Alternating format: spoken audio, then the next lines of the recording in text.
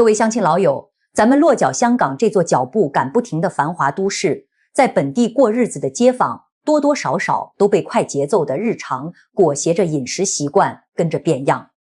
街边随处可见的老牌茶餐厅更是大半香港人一日三餐的落脚去处。一碗牛腩捞面，一碟锅气十足的干炒牛河，闲时约上3、5老友钻进茶楼，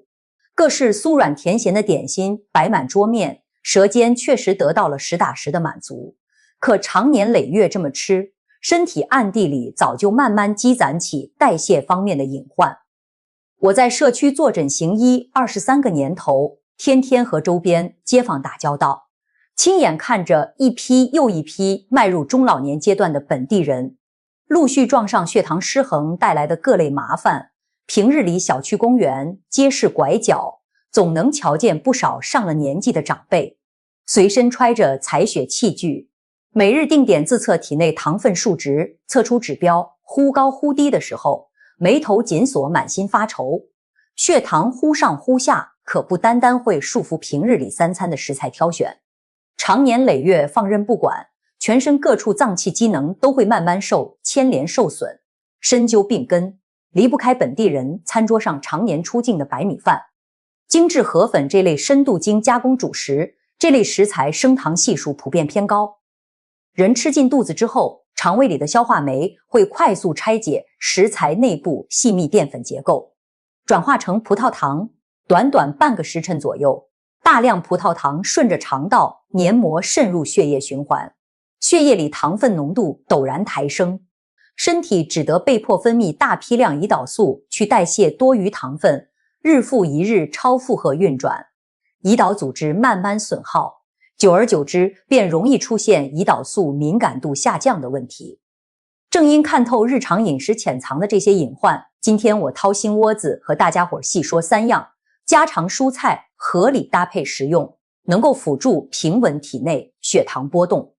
先说排名第3位的苦瓜，香港各区传统农贸街市一年四季都能寻到苦瓜的身影，不少街坊嫌它入口苦涩，常年刻意避开不吃。殊不知这份被嫌弃的苦味背后藏着满满的膳食营养，是日常辅助调理血糖的优质家常食材。苦瓜最亮眼的优势便是热量偏低，每100克可食用部分热量仅10余千卡，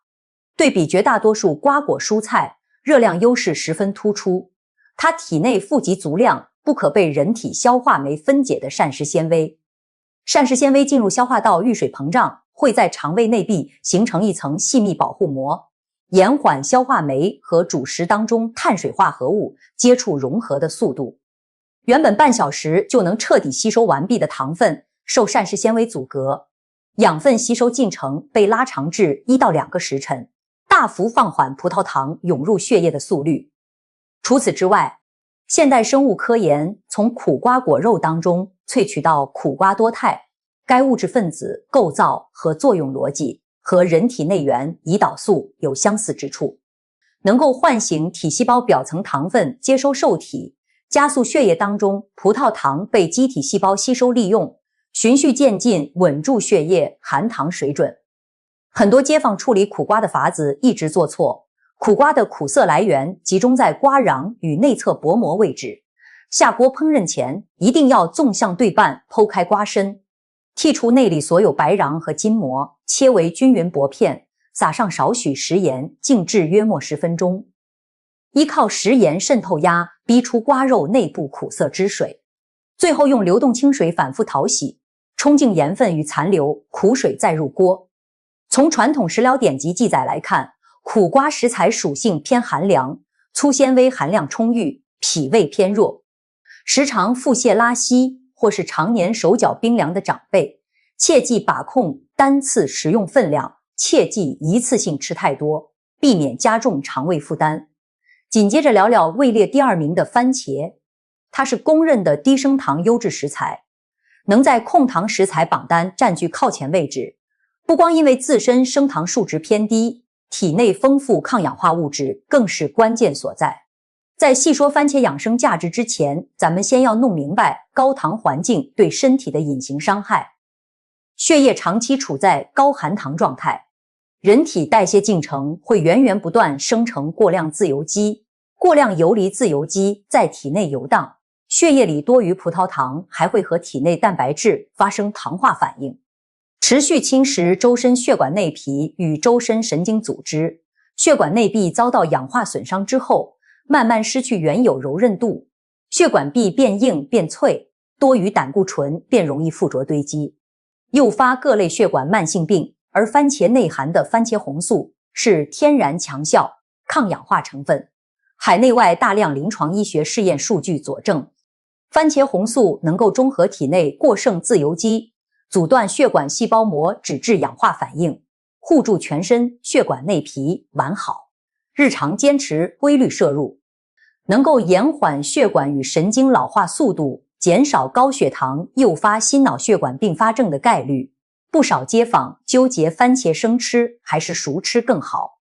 想要补充维生素养分，优选新鲜生食或是简单凉拌，高温烹煮会破坏维生素分子结构，造成营养流失。倘若目的重在摄入番茄红素养护血管，那就必须经过高温炒制或是炖煮。高温可以破开番茄紧实细胞壁，让锁在果肉里的番茄红素充分析出。日常养生最稳妥的吃法，便是生食熟食轮换搭配，营养摄入更全面。最后压轴登场，稳居榜单第1名的是黑木耳。香港街边干货铺、连锁生鲜超市常年备货充足，售价亲民，随手就能买到。在调节血糖血脂、养护心血管的家常食材里，综合表现拔得头筹。黑木耳的核心营养亮点是富含大量水溶性膳食纤维。食材吃进胃部之后，在胃酸环境里快速吸水膨胀，占据胃部空间，刺激胃部饱腹感受器向大脑传递饱腹信号，自然而然减少后续高热量。高碳水主食的进食量，从源头管控全天总热量与糖分摄入，泡发膨胀后的膳食纤维滑入肠道，凝成粘稠胶质，胶质可以包裹肠道内游离葡萄糖、多余胆固醇，隔开养分和肠道吸收黏膜的接触距离，放缓糖分与脂质吸收效率。不过黑木耳干货的泡发操作是全品类食材里最需要上心的环节。本地居民日常采购大多是脱水干制木耳，泡发首选洁净凉水，浸泡时长严格控制在1到2个时辰，万万不可在常温环境长时间静置泡发。温暖潮湿的浸泡环境极易滋生耶酵甲单胞杆菌，这类致病菌繁衍过程会产出剧毒米酵菌酸，该毒素耐高温，稳定性极强，哪怕沸水久煮也没法破坏毒性。毒素侵入人体后会不可逆损伤肝肾、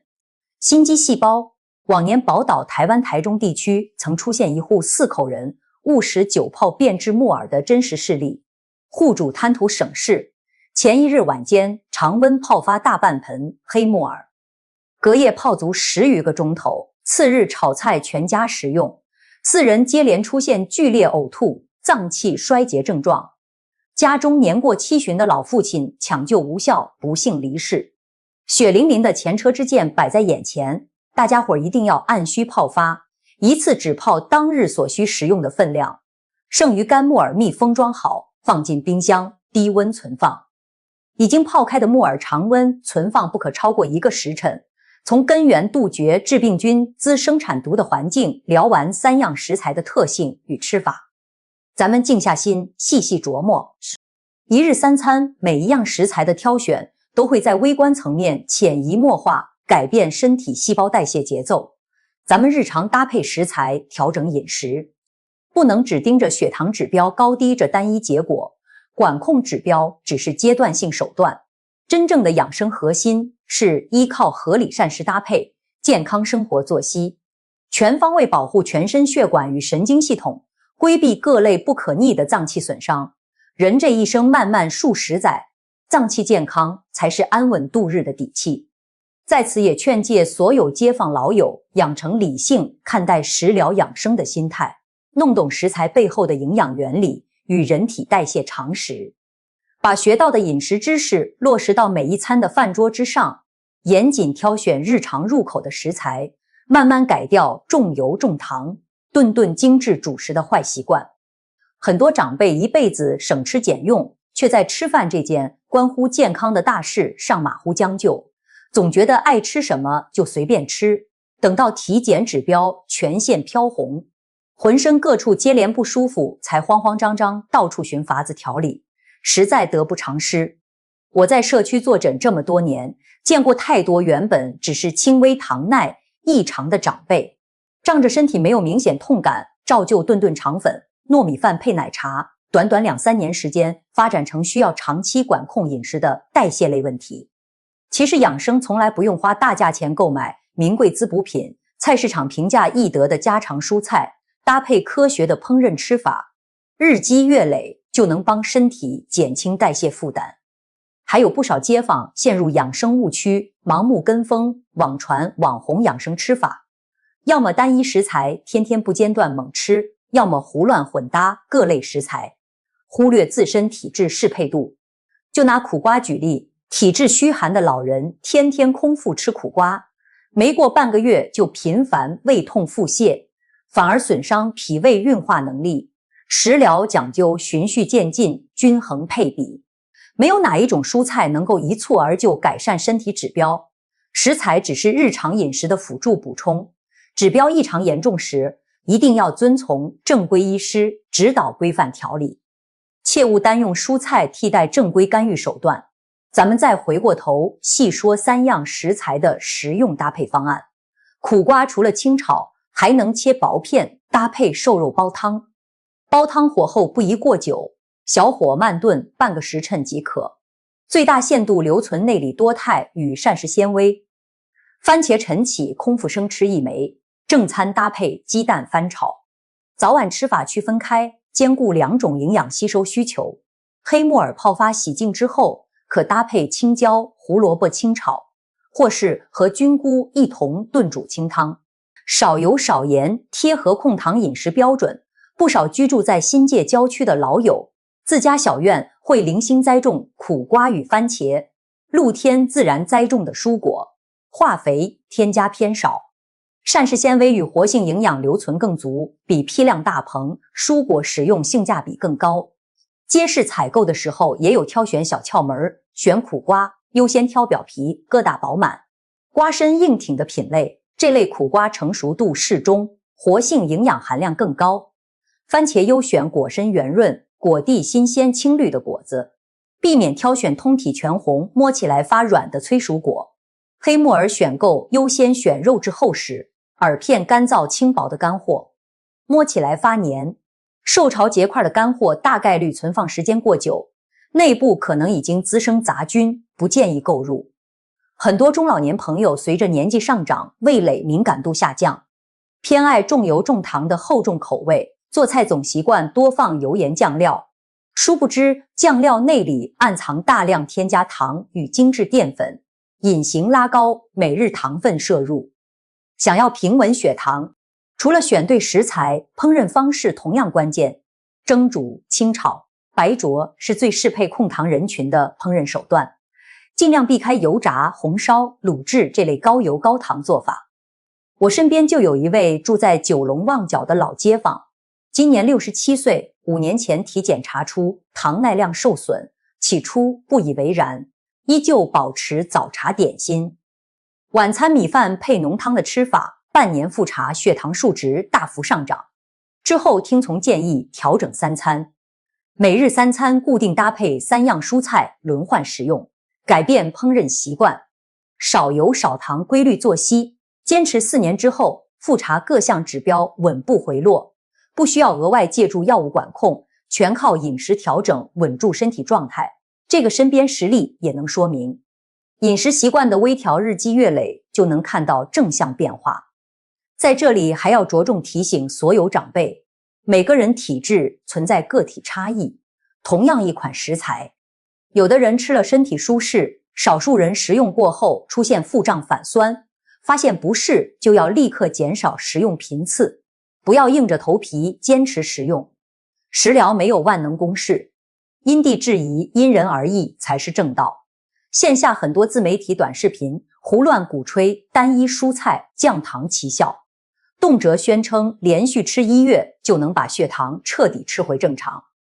这类夸大话术千万别轻信，蔬菜只能够辅助延缓糖分吸收速度，没办法逆转已经受损的胰岛机能，身体出现指标异常。首选前往正规医疗机构检查就诊，食疗作为日常辅助手段，配合调理即可。千万不要擅自停用医嘱方案，拿家常菜替换专业调理。最后再和各位老友唠几句心里话，健康从来没有捷径可走，好身体藏在日复一日的每一餐，每一个生活细节里，学会甄别养生谣言，活用平价家常食材，管住不合理的口腹之欲，才能在往后的岁月里少遭病痛折磨，安安稳稳享受晚年生活。我从业数十载，始终坚信最好的养生不在昂贵补品里，就在咱们普通人触手可及的市井食材之中。吃透食材特性，吃对3餐饭菜，便是性价比最高的健康投资。